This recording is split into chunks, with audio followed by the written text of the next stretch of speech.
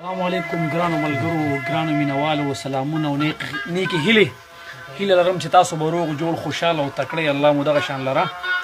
زه اسماعیل او زما ګران ملګری د کیمرې په شا چې کوم دی زولا صاحب موږ تاسو دا ویډیو شریکول غواړو.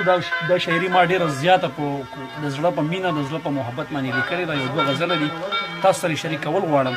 نو هیله لرم چې ستاسو به خوښ شي انشاءالله.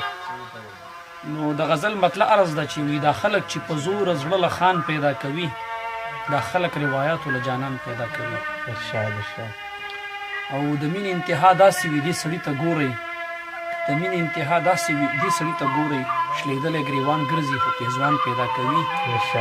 او نه زمانه هیره زما خبره نه ده عزیز صاحب، وي زمانه هیره زما خبره نه ده، احساس د بلتانه خو د باران پیدا کوي.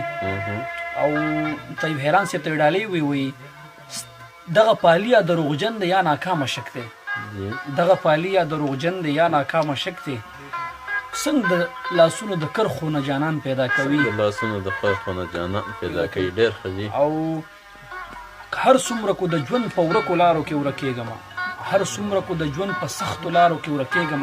زما ټولو ملګرو ته ډالۍ وي خاص په توګه باندې ستورحمان مشال صاحب ته، سلیمان ساده صاحب ته، او زما دا ګران ملګري ما سره چې کوم خواته دي روالي ټول مسافرو ته ډالۍ وي. هر څومره کو د ژوند په سختو لارو کې ورکېږم خو یو څو قدم وړاندې مې یاران پیدا کوي. او الاخیر زړه مې اوس هم یو ارمان توبهګار نه کړو عزیز صاحب، الاخیر زړه مې اوس هم هغه ارمان توبهګار نه کړو، الاخیر زړه مې اوس هم بل ارمان پیدا دا یو ځل بیا ووایي اورېدونکو ته ډېر خوند دی. وایي الاخیر زړه مې اوس هم یو ارمان توبهګار نه کړو او الاخیر زړه مې اوس هم بل ارمان پیدا کوي. یو بل غزل د غزل نه مخکې یو د دوو انترو قطم عرض ده چې وایي خدای د خپل ارمانونو نه مې یره وشوه. سلیم صاحب خدای د خپل ارمانونو نه مې یره وشوه او ستا د بېواره عذابونو نه مې یره وشوه. او زما د حسن او ځوانۍ قصه یې ختمه کړله عزیز صاحب، وایي زما د حسن او ځوانۍ قصه یې ختمه کړله او ستا د وړو وړو خالونو نه مې یره وشوه. او د دغې نه مخکې غزل مطلع عرض ده چې وایي دا ولې یو څنګه او دا په څه کې نیغه ودرېده، دا ولې یو څنګه او دا په څه کې نیغه ودرېده. ارشاد وایي دا په بام راوخته که زړه کې نیغه ودرېده، دا په بام راوخته که زړه کې نیغه ودرېده. او بیا دې په سرلیه په راتلو راته غم جوړ کړلو. ارشاد عزیز صاحب بیا دې په سرلیه په راتلو راته غم جوړ کړلو او بیا مې د زړګي سره سینه کې نیغه ودرېده. او ستا ورسره غم وګڼي دومره صبر نه کوي، ستا ورسره غم وګڼي دومره صبر نه کوي. اوښکه د بېلتون چې مې لیمه کې نیغه ودرېده او پوهه شوم چې څه وایي خو په ځان مې پوهه نه کړله. عزیز صاحب پوهه شوم چې څه وایي خو په ځان مې پوهه نه کړله، هسې راستنه شوله هسې ورکې نیغه ودرېده.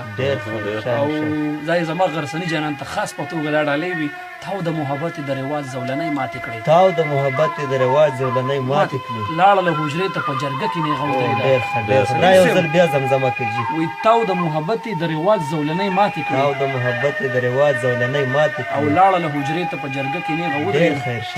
او بیا سلګو نیولې وه عزیز صاحب، بیا سلګو نیولې وه بیا سلګو نیولې وه لاخېله بیا یې څه غوښتل، بیا سلګو نیولې وه لاخېله بیا یې څه غوښتل. وایي سترګو کې یې اوښکې وي سجده کې نیغه ودرېده.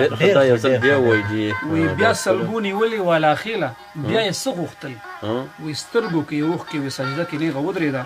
نو هیله لرم چې ستاسو لپاره دوه غزلې ډېر ښه دي، ډېره زما دا ګران ملګري سلیم صاحب دی او دا د کیمرې په شان زما چې کوم ملګری دا هم درته شیر کول غواړم د عزیز صاحب دی. سلامونه وکړم مسافرو باندې.